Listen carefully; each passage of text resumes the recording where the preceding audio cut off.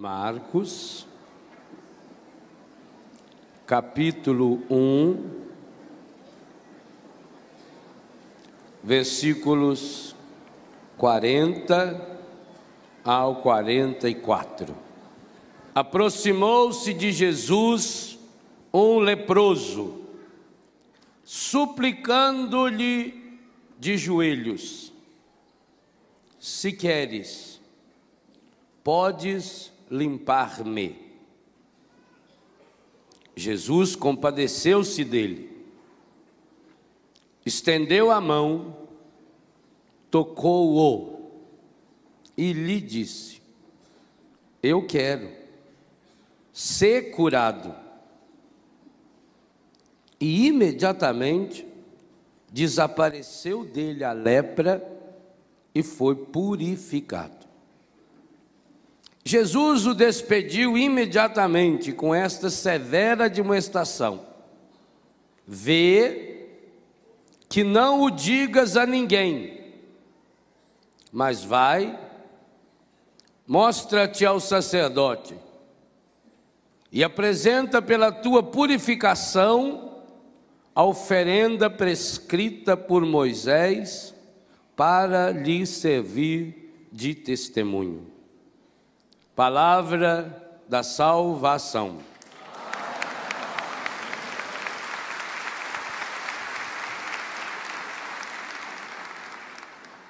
Esse trechinho do Evangelho que a igreja nos apresentou quinta-feira passada, foi o Evangelho de quinta-feira.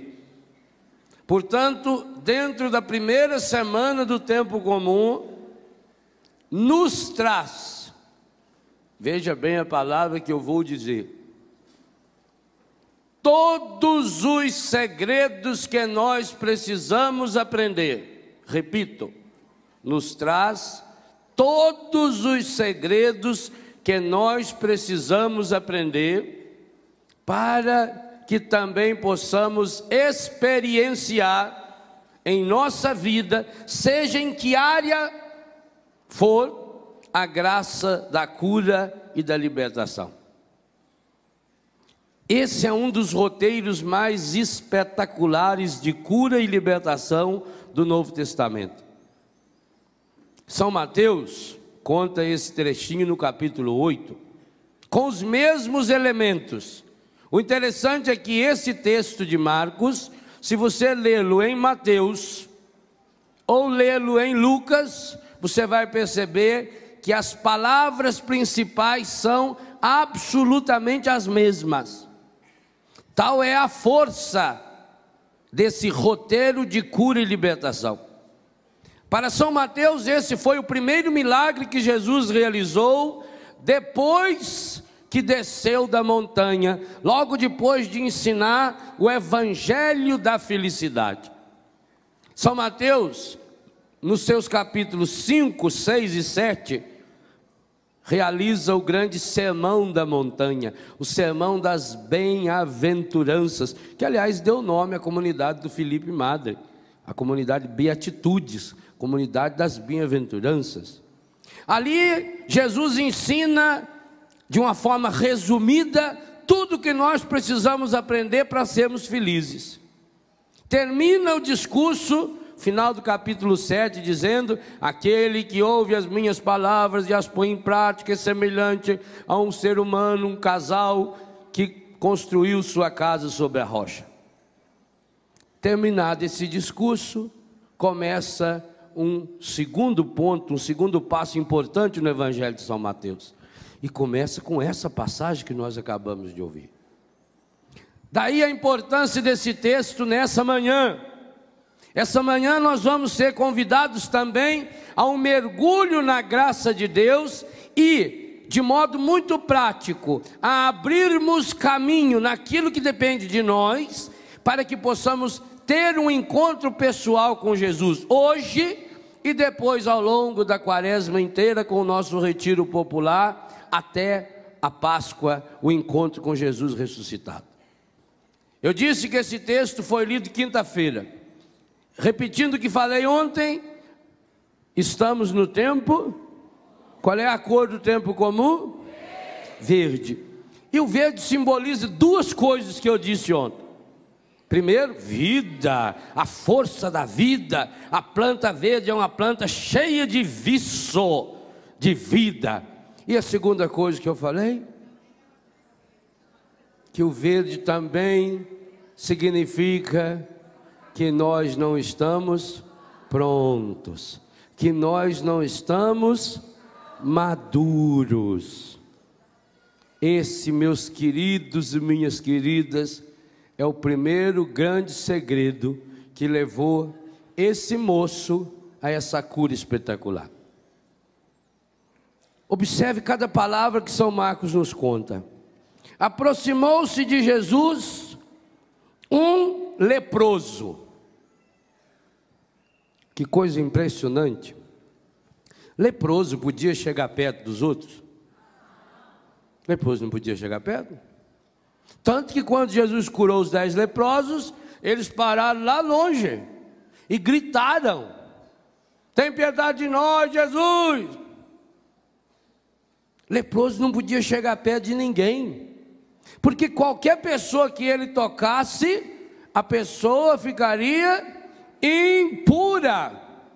A lepra era mais do que uma doença física. A lepra era considerada uma doença psíquica, afetiva e principalmente espiritual. A lepra era considerada uma maldição. Quando alguém tinha lepra, todo mundo logo pensava e concluía com muita simplicidade: tem lepra porque foi abandonado por Deus, tem lepra porque deve ter cometido um pecado medonho. Mais ou menos o que hoje passa-se com a pessoa vítima do HIV. Quando alguém descobre que alguém tem HIV, a primeira pergunta que faz é: como é que pegou? Porque já pensa a partir de si mesmo. Pensa a partir da sua própria hipocrisia. A lepra era assim também. Por que será que fulano pegou lepra? Vocês imaginam como é que eram os comentários? É só imaginar o ser lá no meio da turma que você já sabe direitinho que jeito que é. Quem vê cara não vê coração. Com certeza mereceu.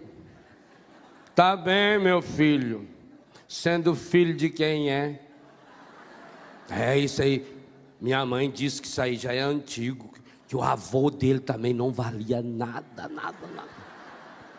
Aqui se faz, aqui se paga. Deus tarda, mas não falta. Deus é pai, não é padrasto. A gente tem que ser bom, mas não pode ser bobo. Não é assim? Vocês imaginam os comentários. Quando a lepra atingia a língua da pessoa, e atingia, muitas pessoas perdiam um pedaço da língua, em que a pessoa não podia mais falar, ou se a lepra atingisse as cordas vocais, que a pessoa não conseguisse mais gritar: eu sou leproso, ela tinha que sair na rua, além de ser coberto com um pano, ela tinha que ir com uma frigideirazinha e um pedacinho de ferrinho batendo, ou uma pedra batendo. Quando via alguém batendo aquilo, fazendo aquele barulho, aquele pandeirinho do Brás, já sabia: é um leproso. E se é um leproso, ninguém chega perto. Olha lá, é o triângulo. Se ele tocar aquilo, vocês não chegam perto dele. Nem a Renata, né? Avisa aí, Eugênio, fica longe. Era o sinal de que era leproso. Essas coisas estavam muito bem definidas. Isso era ensinado para criança pequenininha. Todo mundo sabia isso. E mais do que isso, já estavam conformados que assim era o normal. Tanto que existiam as colônias de leprosos. Qual a mais famosa delas? Betânia. Betânia foi a grande colônia de leprosos. Lá vivia Lázaro, que morreu de lepra, e por isso quando morria de lepra, enfaixava a pessoa inteirinha, amarrava, que ele virava uma múmia, para ver se não saía a lepra, para ver se a lepra não contaminava a terra. Lá vivia Simão, o leproso, que deu aquele jantar para Jesus de João capítulo 12, aonde Maria de Betânia, que era uma prostituta de leprosos, foi lavar os pés de Jesus. Todo mundo sabia que a lepra era uma doença assim, e a pessoa acabava se conformando. Por quê? Ô gente, quem é de nós que nunca cometeu nenhum pecado? Isso aí é igual esse povo que olha a sorte.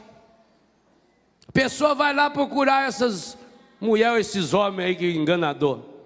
Aí quando você chega lá, a pessoa olha para você e fala: estou vendo que você tem problema.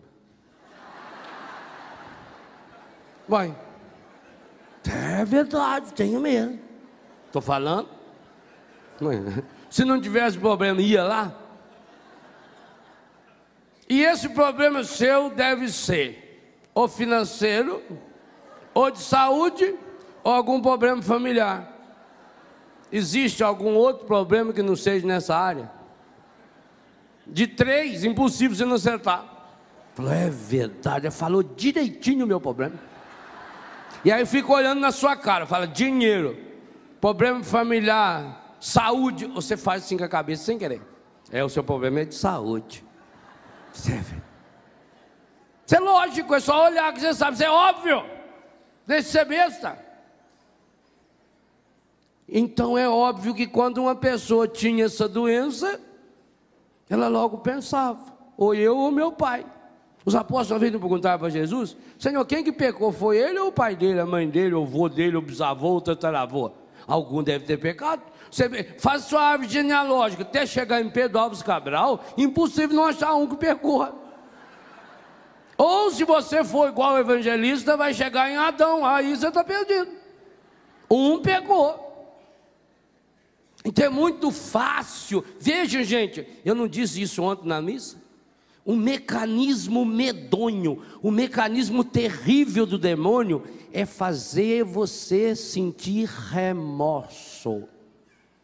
É fazer você ficar com um complexo de culpa. O complexo de culpa, se você tiver complexo de culpa, seja em que área for da sua vida, digo a você, precisa de oração de libertação, porque complexo de culpa nunca vem de Deus, remorso nunca vem de Deus. Remorso, complexo de culpa é marca registrada do encardido, porque é uma forma de acionar aquele mecanismo que o Padre Jonas falava. Quem está aqui desde sexta-feira deve ter percebido como a missa de sexta-feira, por isso que é importante chegar no acampamento desde o começo, como a missa de sexta-feira, presidida pelo Padre Jonas, e a homilia dele foi o motor que está conduzindo o acampamento. A palavra de ciência, de profecia ontem, que provocou tantas curas maravilhosas aqui e muito mais fora daqui, foi a mesma palavra que Deus deu ao Padre Jonas através da música no início da pregação. Gente, os dons e a graça de Deus são irrevogáveis. Se a gente deixa se conduzir, a gente vai percebendo os sinais de Deus. Então grave bem isso que eu estou dizendo. O ressentimento, o remorso e o complexo de culpa são marcas registradas do demônio. Eu falo no livro A Cura do Ressentimento. O ressentimento é porta de entrada para o demônio agir em nossa vida. E por que é muito difícil a pessoa se libertar do remorso, se libertar do complexo de culpa e se libertar do ressentimento? Porque a pessoa fica num processo de autopunição. Porque a pessoa passa a olhar para si mesma. Porque a pessoa se coloca no centro da sua doença, e consciente e inconscientemente, até mesmo nos sonhos, a pessoa vai realimentando a enfermidade. É um veneno que entra no sangue da pessoa, e que quanto mais ela agita, mais o sangue... Por que vão agora aprender a nova lei do trânsito? Você vai ter que fazer um curso de 15 dias, de primeiros socorros, para saber que quando acontecer um acidente, você não deve pôr a mão no doente. Isso é uma coisa espetacular. Isso é um curso que todos nós precisaremos, inclusive os médicos vão ter que fazer também. E já tem outros países da Europa, inclusive países que falam a mesma língua, que querem comprar esse curso também, porque ficaram extasiados. Como é que tiveram uma inteligência de resolver fazer um curso de 15 horas aula, para você aprender os primeiros socorros, sabendo que não deve pôr a mão no doente. Isso é uma coisa estupenda. Isso é fantástico. Isso tinha que ir para todos os canais de televisão. Nossos cumprimentos ao governo federal. Cada vez a gente fica mais entusiasmado com esse povo. É uma coisa impressionante. Que lei maravilhosa. Pois agora você vai poder fazer. E vai aprender a remoer. E joga isso para o seu corpo inteiro. Você passa a sonhar com o problema. Você já notou que você sonha com aquilo que você dorme? Por isso, cuidado quando fala meu namorado é um sonho. Não durma com ele, porque vai virar pesadelo. Você vai remoendo aquilo. Uai, por que a gente não pode dormir com a barriga cheia? A mãe da gente já ensinava: de noite não deve comer para dormir, porque senão você tem pesadelo. Aí você fala: ai, dormi mal. Você dormiu, foi bem demais. Se você não tivesse pesadelo, você estava morto. Foi o pesadelo que manteve você acordado, para que o seu organismo digerisse aquela cobra que você engoliu, aquele boi que você engoliu, sua jiboia. Esse é o problema.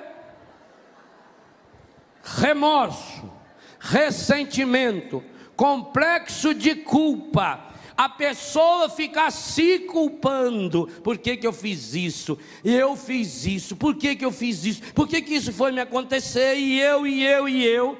Ela aciona esse processo, esse motor ao contrário, esse motor infernal, que vai levando a pessoa a um processo depressivo, a um processo angustiante. E pior, a enfermidade vai se multiplicando.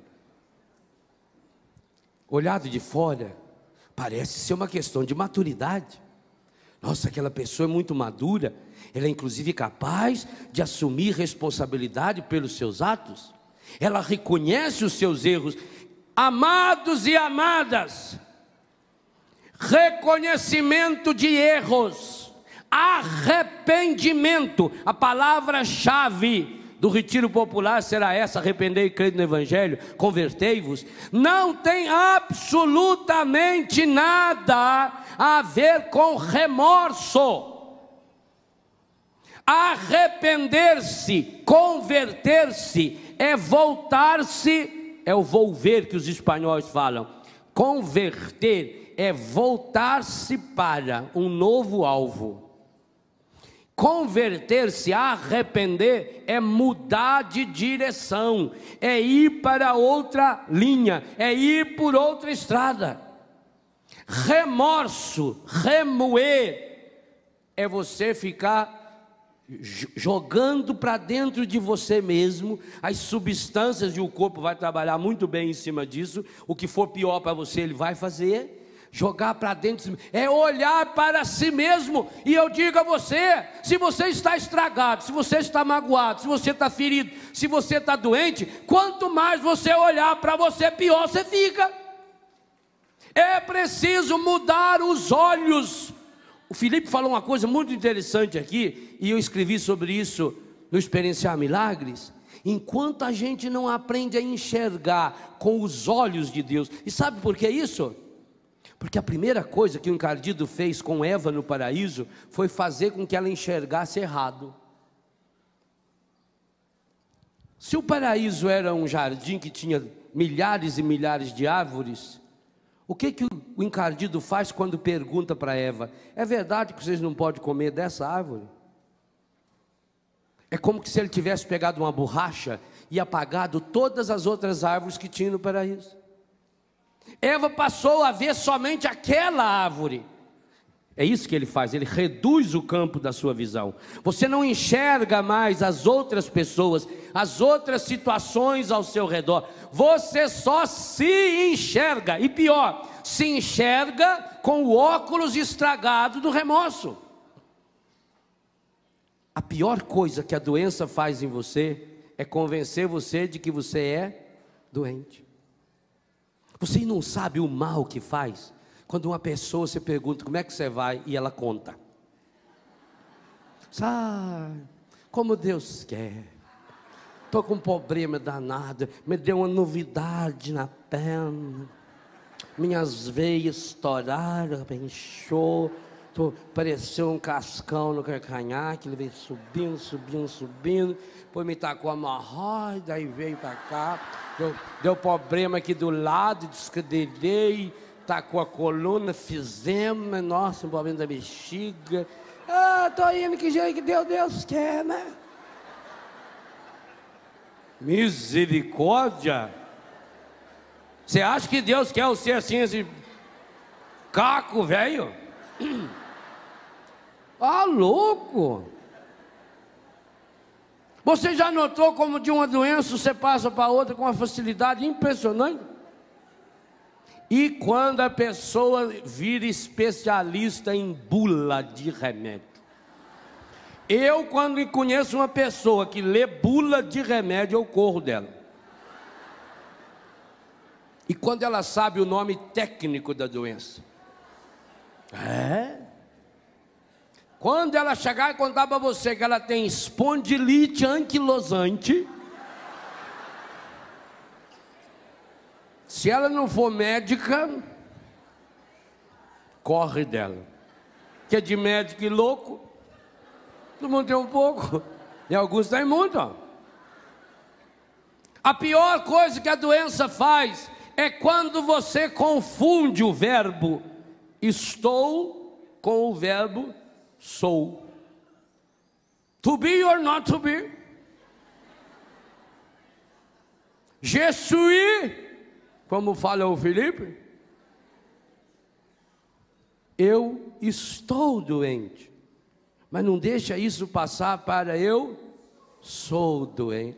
Coitadinha, ela é doentinha, desde que nasceu. Aí a mãe já começa a tratar diferente.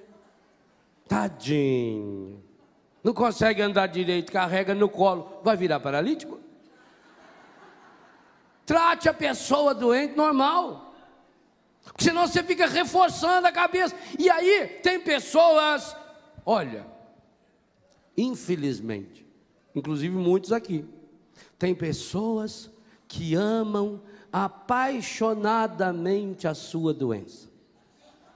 Sim, porque se não fosse a doença, não receberia a atenção que recebe. Se não fosse a doença, não teria o carinho. Tem mulher que fica feliz quando fica doente, que aí o marido fica em casa. A cabeça do ser humano é uma coisa impressionante. Você vai se transformando naquilo que você pensa.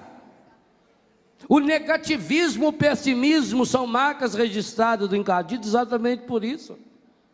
A pessoa passa a gostar da doença, porque ela tem atenção, tem sempre alguém do lado, sempre alguém segurando na mão. Basta a pessoa levantar o dedo, já vem alguém, pois não.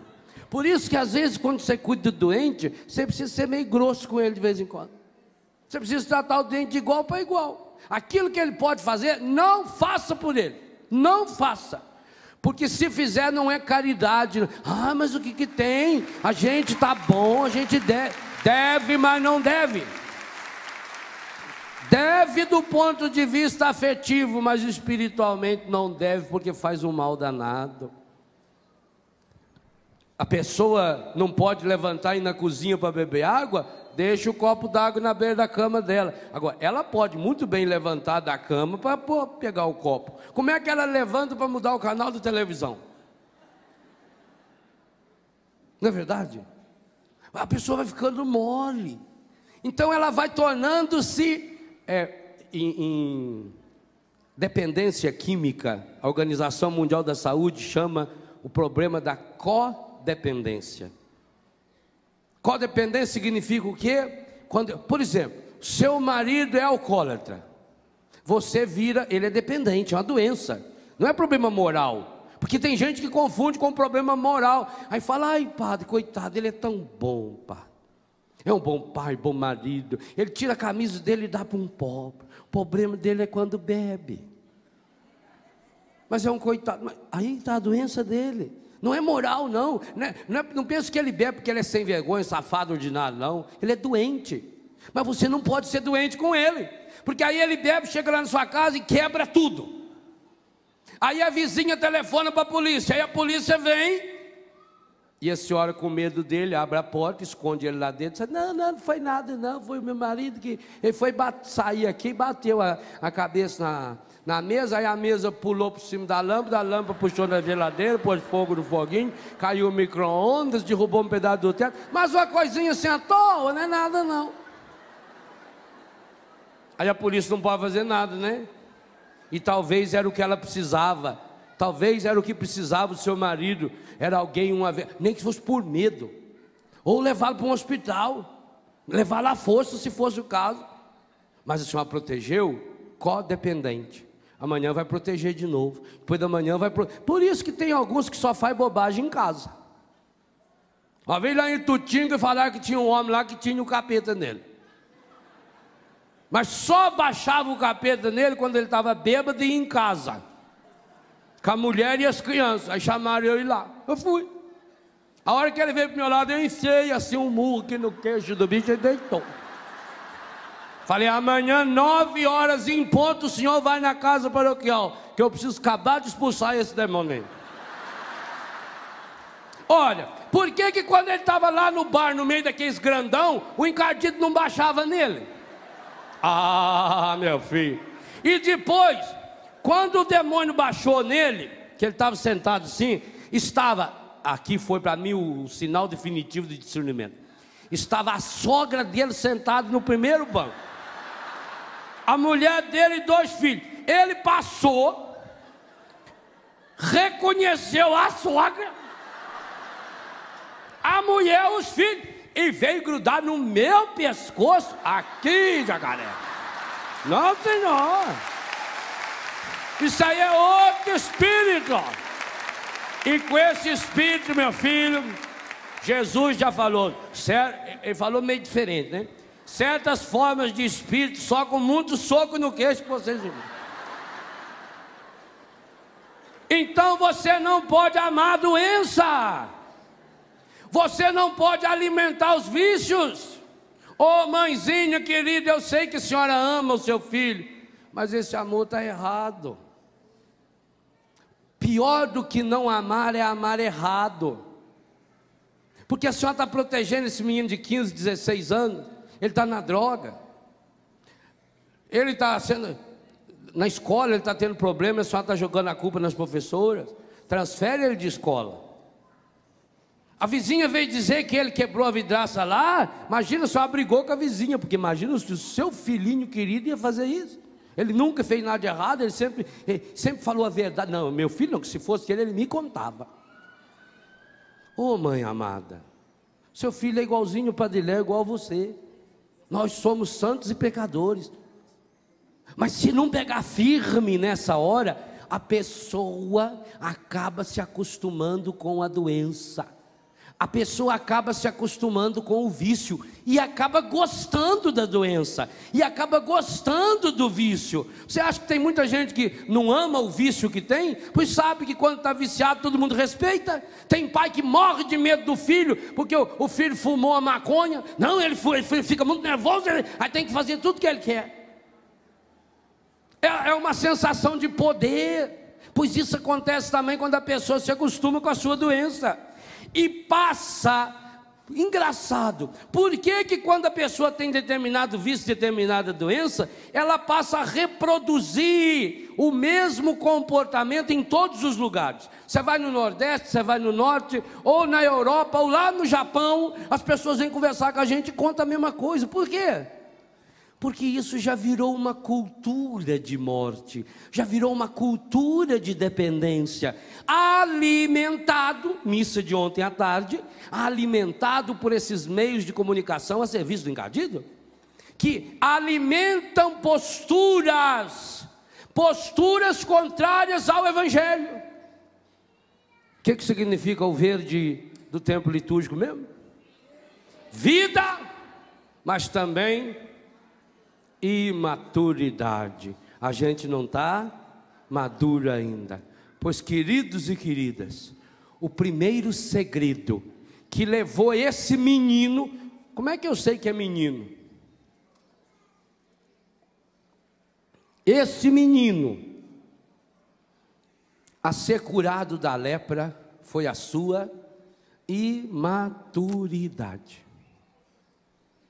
Ele não tinha se convencido de que era um leproso. Como é que eu sei disso? O Evangelho falou isso? Falou. Nas entrelinhas. Ora, o leproso podia chegar perto de alguém? Por que ele chegou? Por quê? Porque ele foi além dos preconceitos sociais. Porque a vontade de ser curada foi maior, de ser curado, de ser liberto, foi maior do que a doença. Porque ele não tinha se convencido ainda de que era leproso. Porque ele nunca disse para ninguém, eu sou leproso. Ele sabia que estava leproso. Talvez ele até tenha dito para a mãe ou para o pai, eu estou leproso. E aí a mãe e o pai falou, vai lá e procure Jesus, que esse aí é bom, esse vai dar um jeito na sua vida. A prova disso é de que ele chega perto de Jesus, mas perto. O Evangelho diz que ele se aproximou-se de Jesus um leproso, suplicando-lhe de joelhos. Quer dizer, ele chegou perto de Jesus, dobrou o joelho na frente de Jesus, para não ter jeito de Jesus passar por cima dele. Ele fez igualzinho aquela cananeia, que depois de berrar e latir até não poder mais, Jesus chamou ela até de cachorrinha, ela veio e deitou na frente dele e falou, agora pensa você na minha cadáver que eu quero ver. Foi o que ele fez. Ele se ajoelhou diante de Jesus. Prova de que ele não estava convencido de que a doença era dele. A doença estava nele. Ele estava doente, mas não era doente. Ele não tinha feito ainda amizade com a doença. Gente, um inimigo pode fazer muito mal para você, mas só um amigo pode destruir você, porque ele conhece você. Não seja amigo do encardido, nunca. Não seja amigo da sua doença. Aprenda com ela, mas não seja amigo dela. Não a ame, não a tome para si, não cultive a doença. Tem gente que guarda a doença numa caixinha de música de ouro. Tem gente que tem um travesseirinho de seda para a doença dormir do lado. E aí dorme, cedo a primeira coisa que faz é pegar a doença de novo. Não, arrume um lixo para jogar essa doença. Agora isso só é possível quando? Olha a oração que esse moço fez. Ela é espetacular. E essa oração ela é tão forte que tanto São Mateus quanto São Lucas, feito São Marcos, repetem exatamente, ipsis literis, escrito do jeito que se lê, igualzinho. Se queres, vírgula, podes limpar-me. Essa tradução me apaixona. Se queres, podes limpar-me. Entende o que eu falei do remorso? Ele não se colocou no centro. O me, tracinho me, no final da frase, significa que ele se colocou por último. A oração dele é tão fabulosa, porque ele não guardou nada para si, igualzinho Pedro e André, igualzinho Tiago e João, que largaram a rede, que largaram a barca, que deixaram o pai, deixaram tudo. esse moço, sabe o que a imagem que me veio quando eu comecei a rezar em cima desse texto? É que esse moço em casa arrumou um pano, abriu em cima da mesa, como se isso fosse possível, pegou toda a lepra que ele tinha, desde a ponta da unha até na ponta do cabelo, foi juntando a lepra dele, pôs dentro daquele pano, amarrou, pôs nas costas e foi. E aí se ajoelhou na frente de Jesus e entregou para Jesus. Falou: toma, é do Senhor. Trouxe um presente para o Senhor. Gente, a estrutura que o autor usou aí nessa frase deixa bem claro que ele não ficou com nada da lepra para si. Ele veio decidido. Jesus ficou estupefato quando viu que esse moço tinha absoluta certeza que o problema não era dele, que agora era de Jesus. Ele jogou a responsabilidade inteirinha nas mãos de Jesus. Ele chegou com a doença e falou: Senhor, se queres, podes curar-me.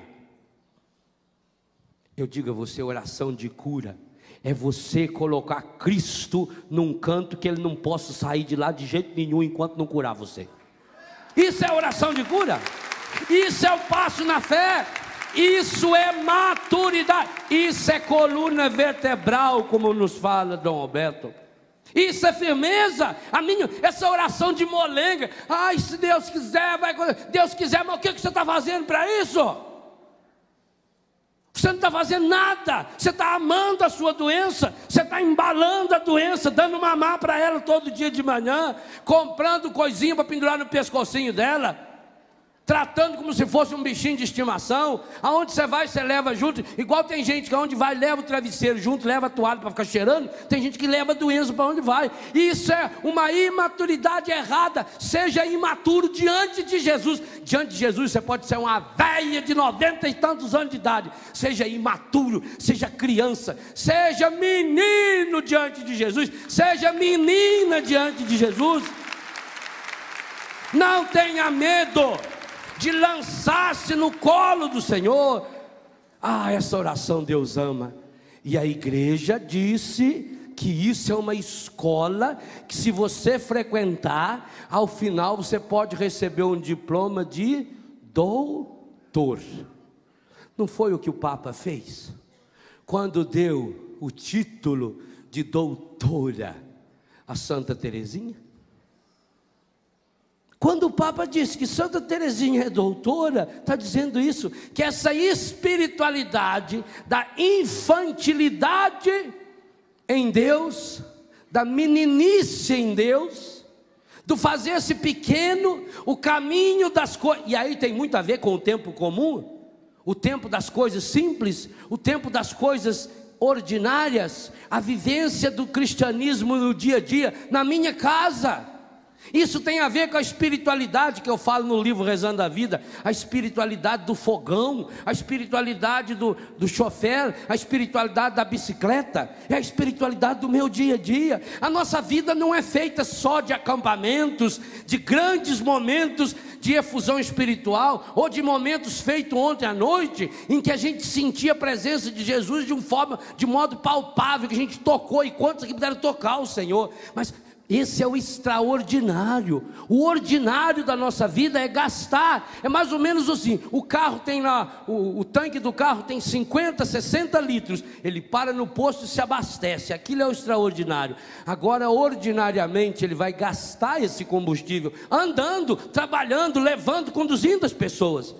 Nós precisamos dessa espiritualidade, gente, das coisas concretas, das coisas do dia a dia. O cristianismo não é feito só de momentos de êxtase espiritual, não, onde a gente sai fora de si. De vez em quando a gente até sai fora de si. Louvado seja Deus, se for na presença de Jesus, você pode sair fora do você e sair fora de quem você quiser. Agora, no dia a dia da vida, você precisa aprender a conduzir-se em Deus, aí amadurecendo lenta e gradativamente, porque a fruta que amadurece rápido demais apodrece mais rápido ainda.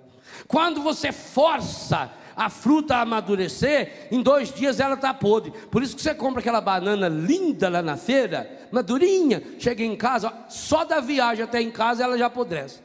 Chega lá, já está tudo melecada. Você compra aquele papaya maravilhoso, você até dá uma apertadinha nele sem o homem da feira ver, né? E quando você sente que está mole, você vira e larga ele lá e pega outro, né? Porque aí outra pessoa vai pegar. Graças a isso é que tem a xepa. O resto da feira, se não fosse isso, Betânia não ganhava o tanto de fruta que ganha lá do Ceasa, que as frutas que a senhora aperta, Deus lhe paga a senhora que aperta essas frutas. Sem isso nós não ganharíamos. Muito obrigado. Aí você compra aquele papainho, aquilo está bonito, está até relampeando. Aí vai partir em casa, está desbeiçando. Já misturou a semente na carne do bicho. Por quê? Porque foi amadurecido lá em estufa, amadureceu rápido demais. Então nós precisamos aprender essas orações, porque a oração do terço é importantíssima. Eu coloco isso como segredo de cura interior, a oração da via sacra como segredo de cura interior, porque é aquilo que vai me acompanhando no dia a dia. A igreja é de uma sabedoria espetacular, a liturgia diária. Cada dia você vai crescendo um pouquinho. Às vezes a gente queria que tivesse um momento de esplendor espiritual, de soltar isso, faísca e fogo, e a gente levitar no Espírito e ficar voando no Senhor, aleluia. Isso a droga faz. Nós precisamos dessa espiritualidade do dia a dia, do lançar. Por que Jesus escolheu para seus primeiros discípulos e os mais importantes, aqueles que estiveram com ele em todos os momentos da sua vida? Por que ele escolheu 4 pescadores? Por que ele não escolheu 4 carpinteiros, que era a profissão dele e do pai dele? Tinha tudo a ver com o reino de Deus. Ele conta na parábola da construção do reino. O homem prudente constrói sua casa em cima da rocha. O rei que fez a torre. Quantas passagens caberiam tão bem se os primeiros apóstolos fossem carpinteiros? Não seria lindo? Por que Jesus não escolheu agricultores? O pai do céu é agricultor, está lá em João 15. Eu sou a videira, vós sois o ramos, meu pai é o agricultor. Quantas parábolas de Jesus, a maioria tem a ver com a vida agrícola. Saiu o semeador a semear a sua semente. O reino de Deus é como um grão, uma sementinha de mostarda. Quantas passagens? A colheita, a messe é grande. Não teria mais lógica Jesus chamar para primeiros apóstolos carpinteiros, agricultores? Inclusive Jesus não nasceu na beira do mar. Ele foi morar em Cafarnaum, à beira-mar, mas ele vivia em Nazaré, longe do mar. Jesus não teve uma história ligada ao mar. E por que então que ele chamou esses pescadores? Exatamente por isso. Porque o agricultor tem a vida mais ou menos definida. Esse mês é mês de plantar arroz, mês que vem eu vou ter que limpar o arrozar, no outro mês eu vou ter que capinar, no outro mês eu já planto feijão, vou aproveitar e plantar milho junto, aí um mês é hora de colher isso, esse mês é para plantar aquilo, vem até aquele calendário, a lua está boa para plantar, a lua está boa para colher, a lua está boa para capar o porco, eu vou seguindo mais ou menos o esquema da natureza. Hoje está chovendo, hoje está de chuva, não vou poder fazer aquele serviço, então hoje eu vou aproveitar para roçar o pasto de enxadão, arrancar aquelas ganchumas que eles matam pasto. Tem que aproveitar. O construtor é a mesma coisa. O pedreiro está lá levantando a parede, hoje está com muita chuva, ele não pode mexer no lado de fora, por isso que primeiro ele faz o telhado, para que quando chover ele possa trabalhar dentro, e não perder tempo, aí ele vai trabalhar. Ele tem que seguir mais ou menos um programa. Ele tem que primeiro fazer o fundamento, depois levantar as colunas, depois cobrir, depois levantar a parede, depois botar o piso, depois botar lá o reboco. Não adianta ele colocar primeiro o vidro e depois rebocar. Isso aí tem gente que faz, mas é besta, porque aí depois tem que quebrar aquele vidro tudo para tirar aquele cimento que grudou lá. O pescador não. O pescador ele vive na graça de Deus. A única coisa que ele tem que fazer é preparar a barca, consertar a rede e arrumar a vela. O resto, meu filho, é deixar o vento do Espírito levar. Ele não sabe, ele tem que ir pelo mar. Tanto que eles pescavam à noite. Ele tem que jogar a rede e não sabia que vai pescar. Ele vive, bem entendido, ao Deus dará. Por isso que Jesus encontrou e chamou pescadores. Pescadores é gente que tem a coragem de sonhar, gente que tem a coragem de acreditar naquilo que não vê. Jesus falou para eles: eu vou transformar vocês em pescadores de homens. E eles acreditaram, mesmo sem saber o que será que é pescar homem, porque eles nunca tinham pescado homem na vida deles. Mas foram capazes de sonhar, porque estavam treinados a sonhar. Cada vez que um pescador sai para pescar, ele prepara a alma e o coração para sonhar. Sonhar com aquele peixe grande, sonhar com aquele cardume passando naquela hora, sonhar que a rede não vai arrebentar. Ele vive nesse sonho, nessa expectativa em Deus. Ele vive no escuro. A fé tem que me jogar no escuro, o escuro da fé, que faz você viver as situações extraordinariamente naquilo que é ordinário, naquilo que é simples. O pescador não vive de pescar todo dia o peixe de 200 quilos, não, o normal dele é o peixe de São Pedro, é como se fosse uma tilápiazinha aí, de umas 400 gramas, 500 gramas, esse é o normal, esse é o nosso dia a dia, esse é o seu peixe, lá na beira do fogão, trabalhando na loja, trabalhando no escritório. É ali que você vai ter que viver a graça da cura e da libertação. Mas para isso você precisa ter uma certeza, a certeza que teve esse menino imaturo, que ainda não tinha acreditado que era leproso. Você precisa também juntar sua trouxa. Aliás, deixe de ser trouxa, entendeu o jogo de palavras? Deixe de ser trouxa, junta a sua trouxa e coloca aí os seus defeitos. Agora, não pense que você vai conseguir juntar a trouxa hoje, tudo junto. A gente precisa de um bom tempo para isso. A igreja é sábia.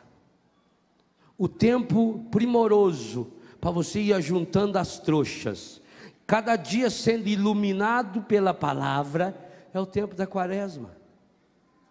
Por isso o retiro popular, a necessidade desse encontro, cada dia, porque veja, quando você de uma hora para outra, é a mesma coisa. Tem gente, marido e mulher, que fica entalado as coisas aqui, né? Não fala. Hoje o marido fez isso, engoliu. Amanhã, engoliu. Aí depois fala: padre, foi a gota d'água. Aí não deu, eu explodi, mas aí eu falei,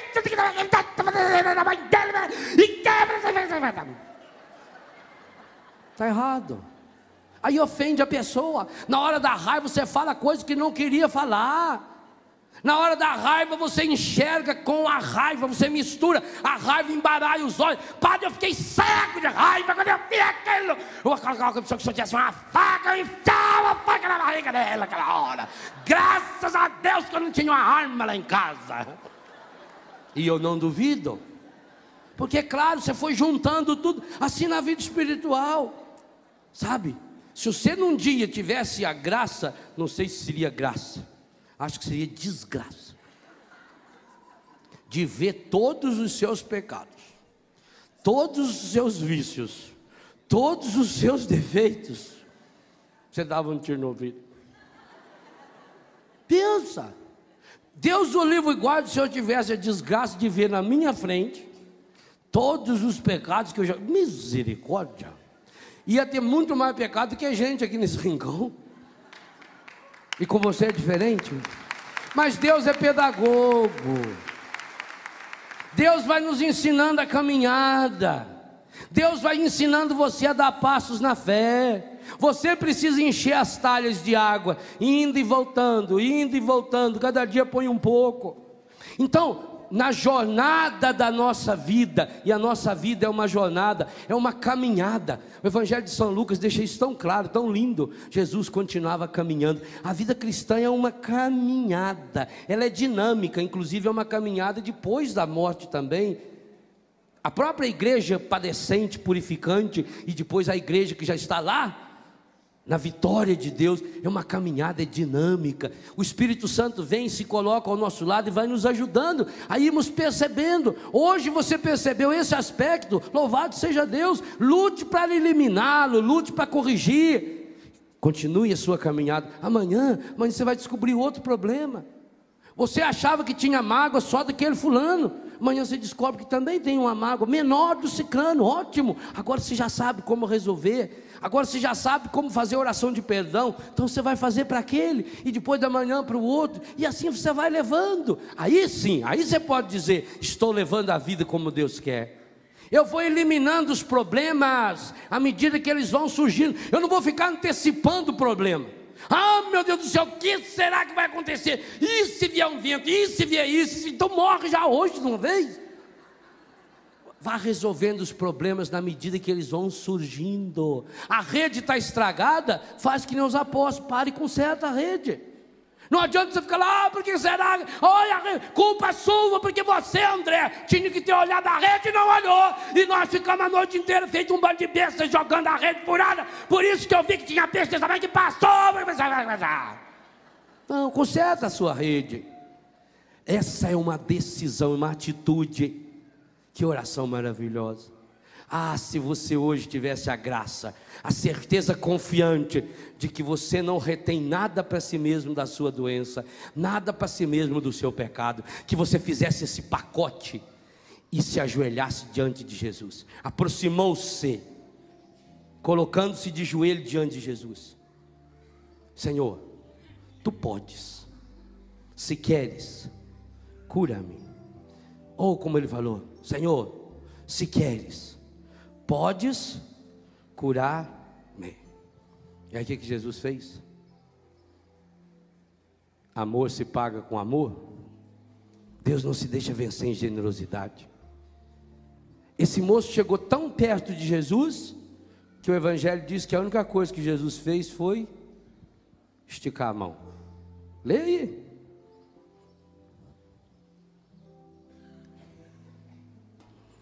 Aproximou-se dele um leproso, suplicando-lhe de joelhos: se queres, podes limpar-me. Jesus compadeceu-se dele.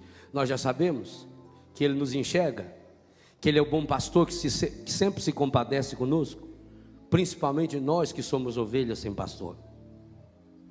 Estendeu a mão. A única coisa que Jesus fez, estendeu a mão, tocou e disse: eu quero ser curado. Querido e querida, Jesus está ansioso para fazer e para falar isso para você, para você, para você, para você, para você hoje. Pelo amor de Deus, traga a sua miséria aos pés de Jesus. Traga a sua miséria e lance-as aos pés do coração de Jesus. Mas você precisa chegar perto de Jesus, perto o suficiente para que Ele, estendendo a mão, possa tocar e dizer: eu quero ser curado. Que coisa impressionante. Jesus sempre dá mais do que aquilo que a gente pede. O que o rapaz pediu para ele? Leia aí. Podes limpar-me. Limpar-me. Ele só pediu uma limpeza. Ele achava que a lepra dele, olha o que eu falei no início, ele não estava convencido que era leproso. Ele achava que a lepra dele era só uma sujeira que estava aqui fora. E que Jesus, como a mãe que a gente corre para a mãe limpar a gente não acha que a mãe pode curar tudo quando é doença? Você corta a perna lá assim, tem que levar 26 pontos, você corre na mãe: mãe, aqui, mãe, um cortinho. Mãe. Você acredita que a mãe cura? Ele falou para Jesus, simples, até ignorante. Ele estava achando que a doença dele era só uma sujeira. Podes limpar-me. Ah, mas Jesus ficou tão apaixonado naquele zoinho regaladinho daquele rapazinho. Ficou tão impressionado. Jesus se sentiu tão responsabilizado com o que o rapazinho fez para ele, jogando o problema todo nas costas dele. E Jesus gosta porque Ele tomou sobre si as nossas enfermidades, minha e sua. Que Jesus devolveu-lhe a graça da cura. Ele pediu limpeza. Veja como está no texto. Senhor, tu podes, se queres. Senhor, se queres, podes limpar-me. E Jesus é categórico. Jesus usa o imperativo categórico. Vai estudar isso em português para ver o que significa. É uma ordem. Eu quero ser curado. Tem vezes que a pessoa fala, benção, padre. Eu falo, ser bento. A pessoa acha estranho. Acho que ela está suja. Não, ser bento. Jesus diz, ser curado. Fique curado. Esteja curado. Completamente curado. Vamos fazer isso agora com Jesus? Qual é a lepra que você precisa trazer hoje na trouxinha do seu coração para Ele?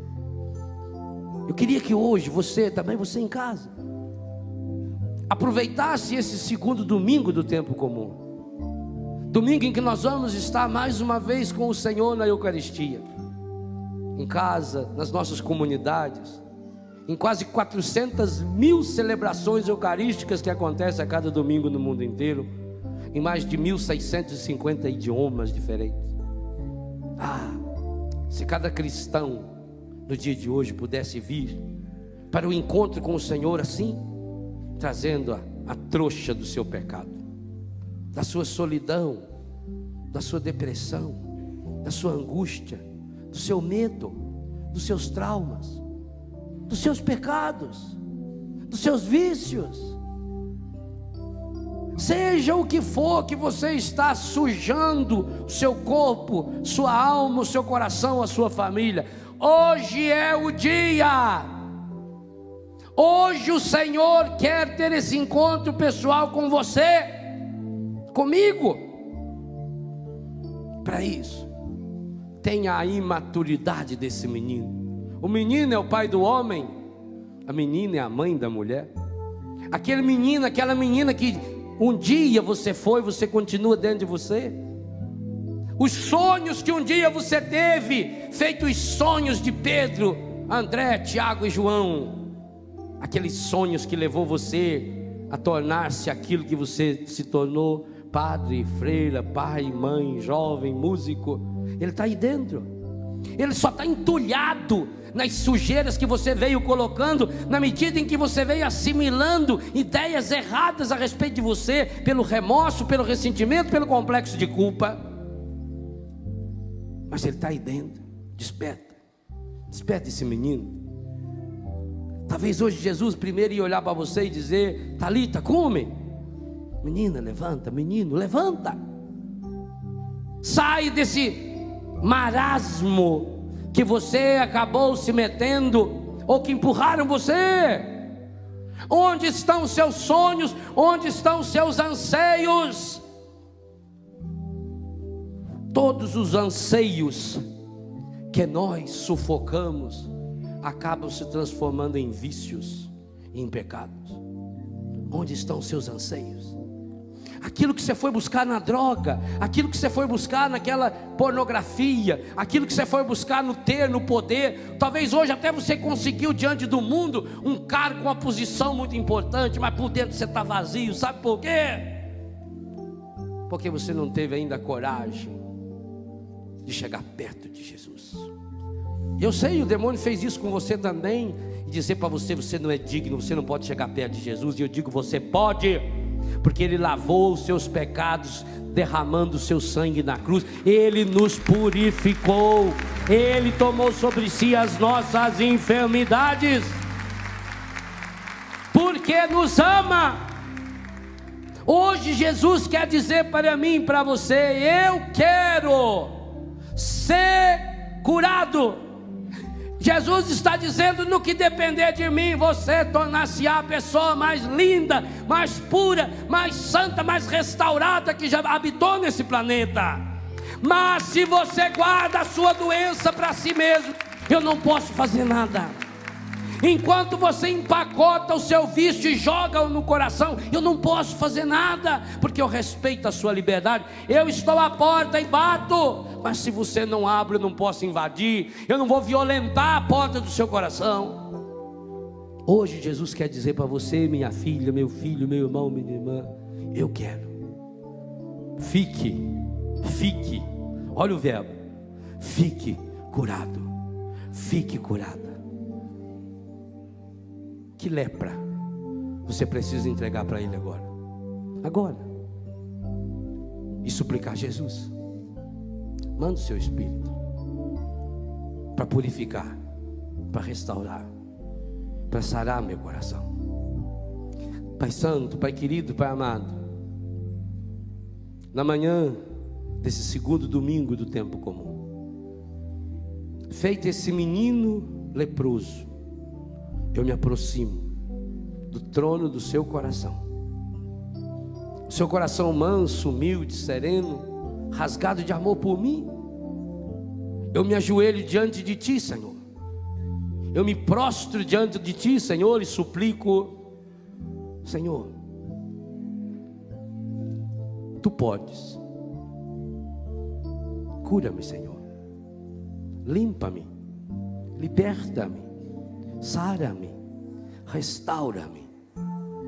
Senhor, Tu podes. Se queres, limpa-me. Cura-me. Restaura-me. Liberta-me. Faz muito tempo, Senhor, que eu estou andando com a lepra da depressão, da angústia, da mentira, do egoísmo, da impureza, das mágoas, das raivas. Eu acabei me acostumando com a doença, Senhor. Eu acabei gostando da doença, eu acabei cuidando da minha doença. Na verdade, eu cuidei mais da minha doença do que da minha saúde. Na verdade, eu estudei mais sobre a minha doença do que sobre a minha saúde. Hoje eu sou um especialista em doença. Mas hoje eu estou tomando essa decisão, Senhor. Eu quero ser uma pessoa limpa. E que maravilha quando eu descubro: eu quero ser limpo, e o Senhor quer curar-me. Porque o Senhor não quer dar só a limpeza exterior do desaparecimento dessa ferida, desse câncer, dessa cegueira, desse vírus no meu sangue. O Senhor quer me dar essa vida plena, essa vida nova. Foi o Senhor que disse: eu vim para que todos tenham vida e a tenham abundantemente. Eu quero, eu preciso, eu necessito dessa vida. E é por isso que eu me coloco agora bem pertinho, Senhor. Tão perto que o Senhor pode tocar-me. Sim, meu irmão, use sua mão para tocar a pessoa que está do seu lado. Deixe Jesus emprestar-se dessa mão para dizer para esse irmão: eu quero, fique curado. Eu quero, fique curado. Eu quero, fique curado. Repita essa palavra de Jesus para esse irmão: eu quero, fique curado. Eu quero. Então tenha a coragem de levantar-se, de ficar de pé, como aquele que quer de fato acolher a palavra. E agora, como mãos que suplicam diante de Jesus, peça: Senhor Jesus, manda o seu Espírito Santo de amor sobre mim, para restaurar meu coração. Senhor Jesus, manda o seu Espírito Santo para lavar a minha alma de toda a sujeira que o mundo colocou em mim e que eu acabei me convencendo. Senhor Jesus, derrama sobre cada um de nós o seu Espírito Santo de amor, para restaurar o nosso coração, para lavar o nosso coração. Sim, Senhor, nós reconhecemos esse coração amargurado, de pedra, frio, sem vida. Aqui dentro ele aperta a gente e vai transformando a gente, coisificando a gente, e vai fazendo a gente se acostumar com essa enfermidade. É por isso, Jesus, que o Senhor veio na raiz da enfermidade. É por isso que o Senhor veio tocar no coração de cada um de nós, para que desse coração novo, como o Senhor havia prometido, o Pai prometera: tirarei do vosso peito esse coração de pedra, esse coração cheio de remorso, esse coração cheio de mágoa, cheio de complexo de culpa. Derramarei sobre vós águas puras, que vos purificarão de todas as vossas imundícies. Sim, Senhor, realiza hoje, Senhor, o prodígio desse transplante que nós tanto precisamos. para que deixemos aqui hoje, Senhor, aos seus pés, esse coração acostumado ao pecado, esse coração acostumado com a doença, esse coração que acabou gostando da doença, gostando da enfermidade. E dá-nos, Senhor, dá-nos esse coração forte, limpo, sarado, restaurado, decidido. Sim, Senhor, dá-nos esse coração decidido, dá-nos esse coração menino imaturo, que tenha coragem de ser verde, mas de deixar o vício da sua graça invadir cada poro da alma, do coração e do corpo, e levantar-nos para essa vida do dia a dia, do cotidiano.